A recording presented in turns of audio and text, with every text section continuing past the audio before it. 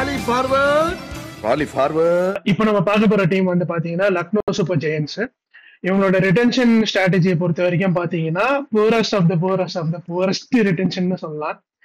Nicholas Pooran 23 crores கொடுத்துருக்காங்கன்னு நினைக்கிறேன். And ரெண்டாவது ரிட்டென்ஷனா ரவி பிஷ்ணா ஒரு டீம் ரிட்டைன் பண்ணுது அப்படின்னா அந்த டீமோட ரிட்டென்ஷன் ஸ்ட்ராட்டஜி என்னன்றதை வந்து நம்ம கிளியரா புரிஞ்சுக்கலாம். யார் யார் ரிட்டென்ஷன் பண்ணிருக்காங்கன்னு பாத்தீங்கன்னா, இந்த ஒரு சொல்லுவாங்க ஒரு பாடியில வந்து செஸ்ட், பேக்ஸ், லெக்ஸ் சொல்லுவாங்க. இவங்க லெக்ஸை மட்டும் தான் ரிட்டைன் பண்ணிருக்காங்க. ரவி பிஷ்ணா, மயங்க் யாதவ், மோஷின் கான் அந்த மாதிரி பவுலர்ஸ் மட்டும் இது பண்ணிருக்காங்க. ஆயுஷ் பத்தானி எல்லாம் எதுக்கு ரிட்டைன் பண்ணாங்கன்னு தெரியல. பேஸ் பிரைஸ் 75 கோட் பண்ணானா ஒரு 25 ஹைக் போய் 1 crore அவனை வாங்கிடலாம். ஸோ அதை வேஸ்ட் பண்ணிருக்காங்க, ஒரு ரிட்டென்ஷனை வேஸ்ட் பண்ணிருக்காங்க. அண்ட் அவங்களோட பர்ஸ் ஸ்பெண்ட்னு பாத்தீங்கன்னா 51 crores பண்ணிருக்காங்க. அண்ட் 69 crores ஆப்ஷனுக்குள்ள போறாங்க.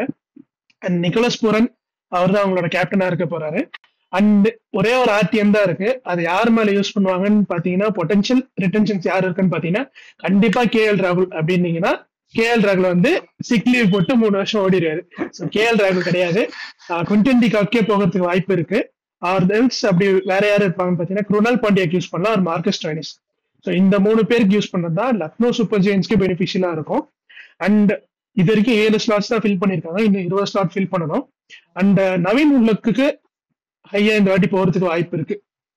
இந்த டீம் தான் போவாங்க, மற்ற டீம் இல்ல. லக்னோ சூப்பர் ஜெயின்ஸ் நவீன் உலக்கு போய் ஹையா எடுக்கிறது வாய்ப்பு இருக்கு. அண்ட் மோஸ்ட்லி இவங்க டீம் எப்படி ஃபார்ம் பண்ணாங்கன்னா, ஸ்டாயினிஸ் எடுப்பாங்க, ஆர்டிஎம் போட்டுருவாங்க ஸ்டாயினிஸ்க்கு. குருணால் பாண்டியாவுக்கு எவ்வளவு கொடுக்க முடியும் முடிஞ்சளவு குருணால் பாண்டியா கொடுத்து எடுப்பாங்க. பிகாஸ் அவங்க பிராண்ட் வேல்யூ தான், ரொம்ப ஹை கிடையாது, but is brand value. And Naveen ul-Haq போவாங்க. ஐ திங்க் யஷ் தாக்கூருக்கும் மறுபடியும் எடுக்க பார்ப்பாங்கன்னு நினைக்கிறேன். இது வந்து ஓனர்ஸோட மைண்ட் செட், இவன் மூலக்கோளாறு உள்ளவன் அப்படின்றதுனால நான் யஷ் தாக்கூரும் மறுபடியும் எடுப்பாங்கன்னு நான் சொல்றேன். உங்களோட ஒப்பீனியன் சொல்லுங்க சபீஷ். இந்த டீம் வந்து என்ன சொல்றதுன்னே தெரியல. அதாவது இன்னொரு விஷயம் சொல்ல வரேன்ட்டேன், கோயங்காயின் டீம் ஸ்பிரிட் அவுட்ன்ற மாதிரி இப்ப இந்த சட்டையை போட்டும் போதே உங்களுக்கு தெரியணும் நான் சூப்பர் ஜெயின்ஸ் அடிக்க போறேன், சூப்பர் ஜெயின்ஸ் ஓனரை அடிக்க போறேன்னு உங்களுக்கு தெரிஞ்சிருக்கணும். சரிங்களா? அவரு வந்து டீம் ஸ்பிரிட், டீம் பாண்டிங் அதுக்கெல்லாம் அவ்வளவு கிளாஸ் எடுத்தாரு ஒரு 7-8 வருஷத்துக்கு முன்னாடி. என்னடா போன வருஷம் என்னன்னா கிரவுண்டுக்குள்ளேயே வந்து அடாவடித்தனம் பண்ணிருக்காரு. கேஎல் ராகுல் திட்டுறது, அடிக்கிறது கேட்டா நானும் அப்பா பையன் நாங்க அடிச்சுப்போம், டேபிள்ல சமாதானப்படுத்திப்போம் அப்படின்னு. இந்த பசங்க ஸ்கூல் முடிச்சு வந்து கிரவுண்ட்ல ஆடுமா, அப்பா வந்து பெரம்படிச்சு எடுப்பார்ல, அந்த மாதிரி பண்ணிட்டு இப்ப கடைசியில கேஎல் ராகுலே வந்து எப்பா சாமி என்ன உடுங்கடா போதுண்டா, நான் வரலடா, நீங்க என்ன 25 கோடிக்கு ரீட்டர்ன் பண்ணாலும் நான் வரலடா அப்படின்னு அவர் கிளம்பி போயிட்டாரு. அது வந்து கேஎல் ராகுலுக்கு நல்லது. ஏன்னா ஏற்கனவே அது வந்து இந்த super giants team, Goenka owner, wicket keeping captain இருந்தாலே செட் ஆக மாட்டேங்குது. எப்படியாவது ஒண்ணு முட்டிக்கிறாங்க. அது சரி இல்ல, அதாவது டெம்பரரி, இது வந்து பர்மனன்ட் டீம், அதனால ஒன்றும் பண்ண முடியாது. பிளஸ் இன்னொன்னு என்னன்னா, கேஎல் ராகுலே கொஞ்சம் ஓரளவு கொஞ்சம் மூலக்கோளாறு உள்ளவர் தான். அதனால வந்து அவருக்கு இந்த டீம்ல இருந்து வெளியே. ஆனா ஒரே ஒரு விஷயம் என்னன்னா, இதுல நீங்க முழுக்க கோயங்காவை மட்டும் அடிக்க முடியாது, அதான் உண்மை. அது என்னமோ கரெக்ட். எங்கால் வந்து ஒரு அற்புதமான ஒரு மூவ்ஸ் எல்லாம் போனாட்டி பண்ணாரு. கைல் மேயர்ஸ் ஒரு மேட்ச் கூட ஆட வைக்காது, தேவதர் படிகளுக்கு இஷ்டமேனிக்கு 7-8 மேட்ச் வாய்ப்பு கொடுக்கறது. சோ இந்த மாதிரியான காமெடி ஆடுறது, இந்த அது கோஸ் வித்வுட் சேயிங் மணி. கேஎல் ராகுல் அப்படின்னு வந்தாலே அது வந்துருவாங்க. இது எல்லாத்துக்கும் நடுவுல strike rate is over rated அப்படின்னு சொல்லி இன்னும் வந்து எரியிற நெருப்புல எண்ணெய் மிச்ச 9 டீம் வந்து கப்புக்காக ஆடுவாங்க. இந்த டீம் தான் ஆரஞ்சு கேப்புக்காக. ஆமா, ஆரஞ்சு கேப். நான் ஆரஞ்சு கேப்புக்காக ஆடுறேன். போலர்ஸ் யாருக்காக பர்பிள் கேப் வேணா நீங்க போட்டுக்கோங்க, நீங்க மத்தவன் எவன் எப்படி போனா எனக்கு என்ன அப்படின்ற மாதிரி இந்த டீம்ல. ஆனா இன்னொரு பிரச்சனை என்னன்னா வந்து ரொம்ப கொஞ்சம் இந்த சிபாரிசு பாக்குறாங்கன்னு தோணும். இவனுக்கு தெரிஞ்சவன் அப்படி ஆள் எடுத்து போட்டோம்னா இப்படி ஒரு நக்கு இப்படி ஒரு நக்கு தான் பண்ணிட்டு போகும். இல்ல அவங்க ஆக்சுவலி வந்து கொஞ்சம் அப்படிதான் பண்றாங்க. ஏன்னா அவங்க பெஞ்சில் நிறைய நல்ல பிளேயர்ஸ் வச்சிருந்தாங்க, அதெல்லாம் போன வாட்டி யூஸே பண்ணல. இந்த வாட்டியும் நீங்க சொன்ன மாதிரி ஒரு மட்டி மாதிரியான ஒரு ரிட்டென்ஷன் தான் பண்ணிருக்காங்க. நிக்கோலஸ் பூரான் மட்டும்தான் ஒரு கரெக்டான ரிட்டென்ஷன். ஆனா அவருக்கும் ஹை காஸ்ட் ஜாஸ்தி. ரவி பிஷ்ணா நிக்கோலஸ் பூரானுக்குலாம் தாராளமா காசு கொடுக்கலாம். 23 கோடின்றது மெகா ஆக்ஷன்ல நிக்கோலஸ் பூரான் போவாரான்றது தெரியல. இல்ல சான்சஸ் இருக்கு, 20 crores மார்க் அடிச்சிருவாரு. நான் இதே ஒரு 2 வருஷம் முன்னாடி நிக்கோலஸ் பூரானுக்கு அவ்வளவு காசு கொடுப்பியான்னு கேட்டிருந்தா கன்ஃபார்மா கொடுத்துருக்க மாட்டேன். ஆனா நிக்கோலஸ் பூரான் வந்து பயங்கரமா செம்மையா டெவலப் ஆன பிளேயர். அது நான் ஒத்துக்கிறேன். கேப்டன்சி பத்தி எனக்கு தெரியல. கேப்டன்சி அவரு தான் பண்ண போறாரா? கேப்டன்சி அவர் தான் கேப்டன்சி பண்ண போறாரு மோஸ்ட்லி. ஏன்னா அவரு இல்ல அது அவருக்கு 18, கேப்டன்சிக்கு 5, 23. இல்ல அவர் கொஞ்சம் நல்ல, அவர் கொஞ்சம் டீசென்ட்டான கேப்டன்ங்க. அவர் வந்து வெஸ்ட் இண்டீஸ் கேப்டன்சி டீசென்ட்டான கேப்டன் அப்பெல்லாம் கிடையாது. இல்ல டீசென்ட்டான கேப்டன் எப்படி வாயை பிடிக்க மாட்டாரா? இல்ல ஐ திங்க் அவர் இந்த வாட்டி கயானா அமேசான் வாரியர்ஸ் அவங்க கப்பு ஜெயிச்சப்போ அவர் தான் கேப்டன் நினைக்கிறேன். எனக்கு தெரிஞ்சு நிக்கோலஸ் பூரன் தான். அவர் கொஞ்சம் நல்ல கேப்டன் தான். அவர் பொட்டன்ஷியல்லாம் இருக்கு நிக்கோலஸ் பூரனுக்கு. அதெல்லாம் ஒன்னும் ஐபிஎல் இல்ல பொட்டன்ஷியல் வந்து நிறைய பேருக்கு இருக்கு. மேக்ஸ்வெலுக்கு உலகம் ஃபுல்லா இருக்கு. ஆனா இந்தியால இருக்கான்னு கேட்டா கிடையாது. அதுதான் சொல்றேன். ஏன்னா அது வேற. ஏன்னா வந்து கண்ட்ரி பண்றதுன்றத வேற, பிரான்சைஸ் கிடையாது. இந்தியன் பிரான்சைஸ் பண்றதுன்றது ரொம்ப டிஃபரெண்டான விஷயம். இங்க போன KL ராகுல்கிட்ட பேசுறப்ப போய் நிக்கோலஸ் பூரன்ட்ட கிளாஸ் எடுத்தாருன்னு வச்சுக்கோ. இல்ல நான் எக்ஸாம்பிளுக்கு சொல்றேன். இப்ப வார்னரே கேப்டனா இருக்கு. வார்னரே இப்போ வந்து LSG கேப்டனா இருக்காருன்னு வச்சுக்கோங்க. நேரா வந்து தலைவன் வந்து வார்னர் நீ வந்து சரியா பண்ணல, நீ வந்து பால் அவன்கிட்ட குடுத்துருக்கணும், இல்ல நீ வந்து ஓப்பனிங் ஆடிருக்காது. புஷ்பா பட டயலாக் டிக்டாக் பண்ணிருப்பாரு.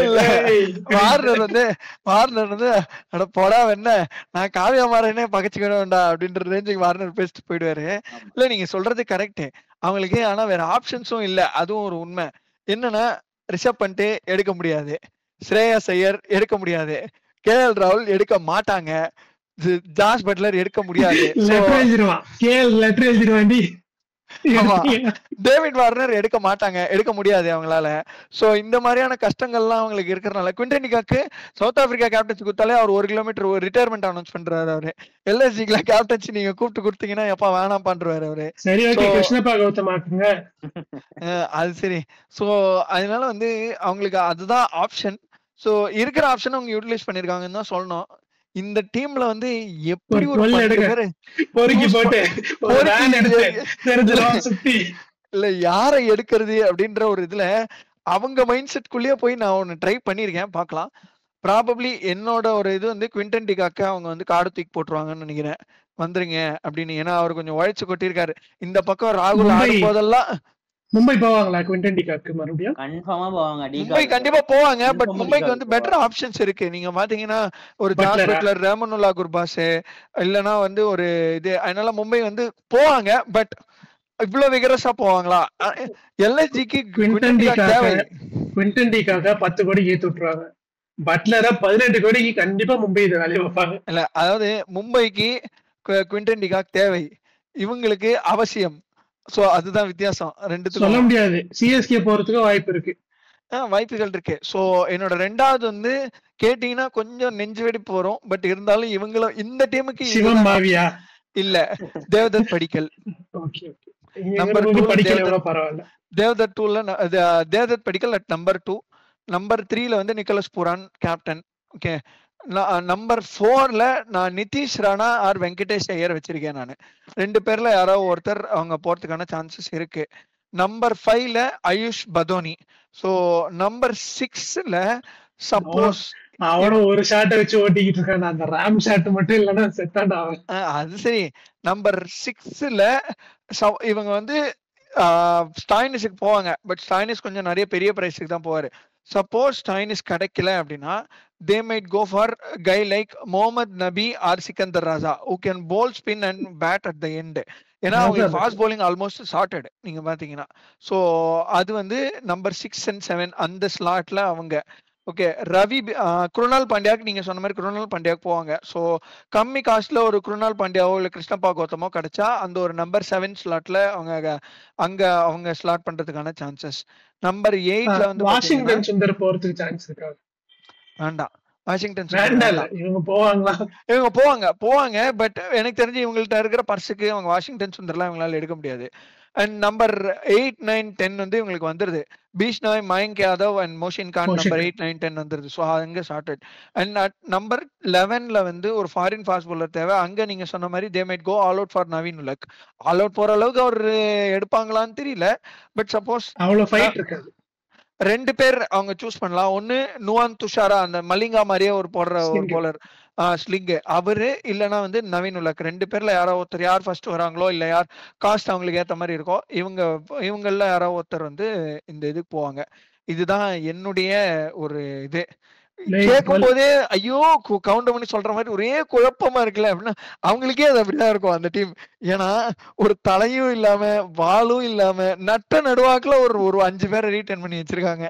அதுதான் இவங்கள்ட்ட இருக்கிற ஒரு பிரச்சனை. இந்த விவேக் சொன்ன மாதிரி மேட்சிங் டே மிச்ச சொச்சமும் சொச்ச மிச்சம்ன்ற மாதிரி அந்த மாதிரி கோடே இல்ல. ஏன்னா உங்களுக்கு அந்த ஐகானிக் பிளேயர்ஸ்னா பெருசா யாருமே கிடையாது. இந்தியன் பிராண்ட் வேல்யூல இருந்து கேஎல் தான் இருந்தாங்க, கேஎல்லையும் அடிச்சு பார்த்துட்டாங்க. சோ இப்ப அவங்க எனக்கு தெரிஞ்சு அந்த மாதிரி பிராண்டான ஒரு பர்சன் கிட்ட தான் போறாங்க. அவங்க ஒரிஜினல் ஆக்ஷன்ல எடுக்கும்போது அவங்க தான் இருக்கிறதுல இந்தியன் கோர் சூப்பரா செட் பண்ணியிருந்தாங்க. கேஎல் ராகுல், குருணால் பாண்டியா, இவரு ஆயுஷ் பதோனி, தீபக் ஹூடா. சோ இந்த மாதிரியான மனிஷ் பாண்டே ஃபர்ஸ்ட் சீசன்ல மனிஷ் பாண்டே. சோ இந்த மாதிரி ஒரு ஸ்ட்ராங் இந்தியன் கோர்ஸ் வச்சிருந்தாங்க. இன்ஃபேக்ட் அவங்களுக்கு இந்த சீசன்லாம் போலிங் செட் ஆயிடுச்சு. ஒரு ரவி பிஷ்னாய், மயங்க் யாதவ், மோஷின் கான்லாம் அவங்க மேனேஜ்மெண்ட் கரெக்டா பண்ணியிருந்தாங்கன்னா இதே ஸ்குவாடா அவங்க அப்படியே அதாவது எப்படி ஒரு 6 ரீட்டைன் பண்ணாங்களோ அதே மாதிரி அவங்க ரீட்டைன் பண்ணிட்டு போயிட்டே இருந்திருக்கலாம். பட் வெரி புவர் மேனேஜ்மெண்ட் இந்த டீம். வரதா உங்கள் கருத்து? என்ன சொல்றது அப்படின்னு இருக்கேன். ரொம்ப திட்டவும் முடியல. அதாவது ரொம்ப என்ன சொல்றது டிசி மாதிரிதான் ஒரு கோளாறான டீம் தான். ஏன்னா மேனேஜ்மெண்ட் அப்படி என்ன யாரை எடுப்பாங்க, யார் இவங்களுக்கு செட் ஆவாங்கன்றதே. ஏன்னா இப்போ நீயே ஒரு பிளேயரா இருக்குன்னா இப்ப கேஎல் ராகுல் மாதிரி ஒருத்தர் வெளியே போறாரு. எனக்கு தெரிஞ்சு மோஸ்டா இவரும் தீபக் கூடாவும் உள்ள ஆட மாட்டாங்க. எனக்கு தெரிஞ்சு தீபக் கூடாக்குமே செட் ஆகல டீமுக்கு. போன வாட்டி தீபக் கூடாக்கும் செட் ஆகல. சோ அந்த மாதிரி இருக்கிறப்போ தீபக் கூடாக்கும் குருணால் பாண்டியக்கும் தானே செட் ஆகல. இல்ல அது வேற மேனேஜ்மெண்டோட சொல்றேன் நானு. ஏன்னா செட் ஆகல. சோ ஒரு இன்கமிங் பிளேயர் யோசிப்பான். எல்லாருக்குமே அந்த ப்ராப்ளம் இருக்கு. டிசிக்கே நான் அதான் சொல்றேன், டிசிக்கே அதான் யோசிப்பாங்க. என்னடா மாதிரி ப்ராப்ளம் இருக்கே அப்படின்னு யோசிப்பாங்க. இல்ல ஆக்சுவலி டிசிக்கு உங்களுக்கு என்னதுன்னா டிசிக்கு மேனேஜ்மெண்ட் ப்ராப்ளம் அப்படின்றது வெளியே வெட்ட வெளிச்சமா தெரியல. இங்க இவர் வெளியே ஸ்டண்ட் காட்டி எல்லாத்தையும் அப்பட்டமா ஆக்கிட்டாரு. லைக் சோ நீங்க மணிகண்டன் சொன்ன மாதிரி நிக்கோலஸ் பூரான் தவிர வேற யாராவது ஒருத்தர் எடுத்து ஒரு ஃபாரின் பிளேயரு கேப்டனா போட ட்ரை பண்ணாங்க அப்படின்னா அவர் யோசிப்பாரு, நம்ம ஒரு டிசிஷன் எடுப்போம், ஒரு ஆன் ஃபீல்ட் அது ஒர்க் ஆகலன்னா வெளியே ஒரு லபலபன்னு கத்துவாரு, அது தேவையில்லாம மீடியாவுக்கு போவோம், இது ஒரு அன்வான்ட் அட்டென்ஷன் அப்படின்னு யோசிப்பாங்க. யாரா இருந்தாலும் யோசிப்பாங்க. இந்த எக்ஸாம் எழுதும் போது பக்கத்துலயே டீச்சர் நிப்பாங்கல்ல, அந்த மாதிரி இருக்கும். நீ உள்ள என்ன பண்ணாலும் வெளில ரிஃப்ளெக்ட் ஆகணும், கஷ்டம். என்னோட பர்சனல் ஒப்பீனியன்னா எல்லா இந்தியன் கேப்டன்ஸ் தான் ஃபேஸா இருக்கணும் ஒரு டீமுக்கு. என்னை பொறுத்த வரைக்கும் பர்சனல் இது அது ரொம்ப ரீடைன் பண்ணும். அந்த மாதிரி ஒரு குழப்பமான ஒரு டீம் இருந்துச்சுன்னா அது என்னைக்குமே வழங்காது. ஏன்னா எஸ்ஆர்எச் பொறுத்த வரைக்குமே அந்த 2016 ஃபைனல்ல அந்த மேட்ச் அவங்களுக்கு கரெக்டா லக் அமைஞ்சிருச்சு. அது ஆக்சுவலி ஆர்சிபிக்கு போக வேண்டிய கப்பு தான் அது. ஆனா இவங்களாம் அந்த மேட்சை கொடுத்துட்டாங்க எஸ்ஆர்எச் கிட்ட. நீங்க எஸ்ஆர்எச் பொறுத்த வரைக்கும் நீங்க எப்பயுமே பாத்தீங்கன்னா அவங்க அவங்களோட கேப்டன் கரெக்டா சூஸ் பண்ணிடுறாங்க. ஃபர்ஸ்ட் டேவிட் வார்னர், அதுக்கப்புறம் கேன் வில்லியம்சன், அதுக்கப்புறம் பேட் கமின்ஸ். நீங்க பாத்தீங்கன்னா 3 பேருமே கமாண்டிங் லீடர்ஸ். சோ அவங்க உள்ள லீடர்ஷிப் குவாலிட்டின்றது இருக்கு. அவங்க ஒண்ணு சொன்னாங்கன்னா ஓகே அப்படின்னு மொத்தமா எடுத்துப்பாங்க. சோ அதனால அவங்கள தயவு செஞ்சு ஒரு கேஎல் ராகுலோட ட்ராக் ரெக்கார்ட் இல்லாம அதை பண்ணல. இன்டர்நேஷனல்ல கப் வின் பண்ணாரு கேன் வில்லியம்சன் கண்டினியூஸா நியூசிலாந்து கொண்டு வந்ததுக்கு அப்புறம் தான் கேப்டன் ஆகும். ஆமா, சி டேவிட் வார்னர் ஒருத்தர் மட்டும்தான் அவங்க ட்ராக் ரெக்கார்டு, அதுவும் அவருக்கு டொமஸ்டிக் ரெக்கார்டு இருக்குன்னு அவங்க எடுத்துட்டு வந்தாங்க. பட் அவர் அவங்களுக்கு அதுக்கு மேல, அதாவது ஒரு ஸ்டேஜ்ல டேவிட் வார்னர் தான் எஸ்ஆர்எச்சோட ஃபேஸா இருந்தாரு. சோ அதனாலதான் அவரை கேப்டன் ஆக்குனாங்க. பேட் கமின்ஸ், கேன் வில்லியம்சன் எல்லாம் மணிகண்டன் சொன்ன மாதிரி ப்ரூவன் ட்ராக் ரெக்கார்ட் இல்லாம எஸ்ஆர்எச் ஃபாரின் பிளேயரை கேப்டனாவே போட மாட்டாங்க. நீங்க பாத்தீங்கன்னா அது மாதிரி ஒரு அந்த மாதிரி ஒரு அது மாதிரி கொண்டு வரணும்னா உங்களுக்கு செட் ஆகணும் அந்த இதோட. இப்ப பூரான்லாம் ரொம்ப வருஷமா ஐபிஎல் ஆடின்னு இருக்கான். ஆனா செட் ஆகுமா ஒரு கேப்டனான்னு கேட்டா எனக்கு மிகப்பெரிய டவுட் இருக்கு. ஏன்னா இந்தியன் செட்டப் டோட்டலா ஒரு டிஃப்ரெண்ட் சினாரியோ. ஏன்னா ஒவ்வொரு ஸ்டேட்ல இருந்து வருவாங்க. அது ரொம்ப கஷ்டம் அதை ஜெல் பண்றது. அது எனக்கு பர்சனலா ஃபீல் ஆகுது. நான் ஒரு 12 எல்லா டீம் போறமே ஒரு 12 போட்டு வச்சிருக்கிறேன். ஆனா எப்படி போவாங்கன்னு எனக்கு தெரியல. நான் ஓப்பனிங் ஏன்னா 69 crores வச்சிருக்கிறன்றதுனால நான் ஃபில் சால்ட்டுக்கு போவாங்கன்னு நான் ஃபீல் பண்றேன். Phil Salt. இன்னொன்னு என்னன்னா அந்த லக்னோ ஸ்டேடியம் ஒரு மாதிரி ஸ்லோவா இருக்கும் அந்த விக்கெட்டே. நாளைக்கு நீ இன்னைக்கு போட்டானா நாளைக்கு தான் வரும் பால், அதனால பொறுமையா நீ போயிட்டு வரலாம் அந்த மாதிரி ஒரு ஸ்டேடியம். ஸோ அதனால வந்து ஒரு மாதிரி ஸ்பின் நல்லா ஆடுற பிளேயர்ஸ், அந்த மாதிரி ஒரு மிடில் ஆர்டர்ல வந்து ஸ்பின் ஆடுற பிளேயர்ஸ் எல்லாம் இருந்தாங்கன்னா கரெக்டா இருக்கும்னு என்னோட ஃபீல். ஸோ இனிஷியலா வந்து பால் கொஞ்சம் ஸ்விங்கா இருக்கிறப்ப அடிச்சிக்கணும் நீ கண்ணா பின்னான்னு. அதுக்கப்புறம் ஒன்ஸ் ஒரு 3-4 ஓவருக்கு அப்புறம் ஸ்லோவா ஆரம்பிச்சதுன்னா படுத்துரும் பிச் அப்படியே. ஏன்னா ஆவரேஜ் ஸ்கோர்லாம் ரொம்ப கம்மி. ஆவரேஜ் ஸ்கோர் 130 125 130 தான். அதான் நீ ஆரம்பத்திலே அடிச்சுட்டே தான் உண்டு. அதனால முன்னாடி வந்து ஒரு டிஸ்ட்ரக்டிவ் ஓப்பனர் வேணும். நான் ஒரு ஃபில் சால்ட் மாதிரி ஒரு பிளேயர் இது பண்றேன். ஒரு இந்தியன் ஓப்பனர் வேணும்னா வந்து ஒரு பிருத்திவி ஷா மாதிரியோ, இல்ல ஒரு ஃபாரின் ஓப்பனர் வேணும்னா வந்து ஒரு டெவால் பிரேவிஸ், இல்லைன்னா வந்து நான் இது நிறைய பேர் அக்செப்ட் பண்ணிப்பீங்களான்னு தெரியல. எனக்கு வந்து பென் டக்கெட் வந்து ரொம்ப பிடிக்கும். பென் டக்கெட் வந்து செம்ம பிளேயர் ஆக்சுவலி. பென் டக்கெட் வந்து போட்டு கண்ணாப்பன்னு அடிப்பாரு, போட்டு பொழப்பாரு பென் டக்கெட். இல்லைன்னா வந்து ரைலி ருசோவும் வந்து அதே மாதிரி பிளேயர் தான், டேஷர் தான். வந்து இறங்கி போய் ஆடுறா அப்படின்னா கண்ணாப்பன்னு இறங்கி அடிக்கிற பிளேயர். ரைலி ருசோவுக்கு ஸ்பின்னு பேப்பர்ல எழுதி போட்டாலே அதான் சொல்றேன், ஸ்பின்னு ஆடுறதுக்காக நான் சொல்ல. இனிஷியல் 6 ஓவர் கண்ணாப்பன்னு அடிக்கணும், அந்த ஒரு ஃபேக்டருக்கு தான் சொல்றேன். நான் கன்ஃபார்மா போவாங்கன்னு சொல்லல. இனிஷியலா அடிச்சு ஆடுற பிளேயர் ஒரு டிஸ்ட்ரக்டிவ் ஓப்பனர் ஒருத்தர், ஒரு இந்தியன் ஓப்பனர், ஒரு காம்பினேஷன். மூணாவது வந்து அந்த ஃபேக்டர் நான் ஒத்துக்கிறேன். ஒரு வெங்கடேஷ் ஐயரோ இல்ல வந்து நிதிஷ் ராணாவோ ஒரு நல்ல பிக்கு. நிதிஷ் ராணா ஸ்பின் நல்லா ஆடுவாப்புல, அதனால நிதிஷ் ராணா நல்ல பிக்கு. நம்பர் 4 வந்து நிக்கோலஸ் பூரன். நிக்கோலஸ் பூரனுக்கே வந்து ஸ்பின்னா கொஞ்சம் தடுமாற்றம் தான். எங்காலே வந்து நல்ல பட்டா விக்கெட்னா தான் போட்டு பொழப்பாரு. நெக்ஸ்ட் வந்து ஆயுஷ் பொதுனி நம்பர் 5. நம்பர் 6 வந்து ஸ்டாய்னிஸ். எனக்கு தெரிஞ்சு ஸ்டாய்னிஸை வந்து எனக்கு தெரிஞ்சு அந்த ரிட்டன்ஷன் லிஸ்ட்லயே வந்து ஸ்டாய்னிஸும் கிருணலும் மட்டும்தான் ஆர்டிஎம் எடுக்கிற பிளேயர் மாதிரி நான் ஃபீல் பண்ணேன். ஏன்னா டிகாக் எடுக்க மாட்டாங்க, ஏன்னா ஆல்ரெடி ஒரு கீப்பர் இருக்கிறதுனால வந்து ஒரு டிஸ்ட்ரக்டிவ் ஓப்பனருக்கு தான் போவாங்க, அது கீப்பருக்கு போக மாட்டாங்க. ஏன்னா வந்து கீப்பர் வந்து நிக்கோலஸ் பூரன் தான், அது ஃபிக்ஸட். மேல வந்து ஒரு டாப் ஆர்டர்ல வந்து ஒரு டிஸ்ட்ரக்டிவ் ஓப்பனர், டிகாக் வந்து கீப்பர்னால அங்க போக மாட்டாங்க எனக்கு தெரிஞ்சு. ஐயா மன்னிக்கணும், ஃபில் சால்ட்டும் கீப்பர். ஃபில் சால்ட் வந்து மோர் ஆஃப் விக்கெட் கீப்பிங் வந்து செகண்ட் ஃபீல்டர் தான், ஃபீல்டர் தான் ஃபர்ஸ்ட் ஃபீல்ட். இல்ல இப்போ இங்கிலாந்துக்கு பெர்மனன்ட் கீப்பர் ஃபில் சால்ட் தான். இப்போ இல்ல செகண்ட் ஃபீல்ட் தான் யார் கீப்பர். ஃபீல்டிங் பண்ண சொன்னாலும் அவர் ஃபீல்டிங் பண்ணுவாப்ல, அந்த மாதிரி ஒரு கீப்பர் தான். சாம்சங் நம்மளுக்கு கீப்பரா மட்டும் தானே தெரியும், அந்த மாதிரி கிடையாது. ஃபீல்ட் பண்றானா ஃபீல்டும் பண்ணுவாப்ல. ஓகே, இப்போ பட்லர்லாம் இருக்கிறப்போ ஃபில் சால்ட் வந்து இதுவாதான் இது பண்ணி தான் ஆகணும். ஸோ அடுத்து வந்து நம்பர் 6 வந்து ஸ்டாய்னிஸ் ஆர் கிருணல் பாண்டியா. என்னோட பிக் வந்து ரெண்டுத்துல யாராவது ஒரு ஆர்டிஎம் தான். அதுக்கப்புறம் வந்து சிக்கந்தர் ராசா எடுக்கலாம். சிக்கந்தர் ராசா வந்து அந்த லக்னோ ஸ்டேடியம்க்கு ஒரு ஐடியலான ஒரு கேண்டிடேட் சிக்கந்தர் ராசா நல்ல பிக்கு. அதுக்கப்புறம் வந்து நவீன் உல் ஹக் வந்து யாரும் போக மாட்டாங்க எனக்கு தெரிஞ்சு.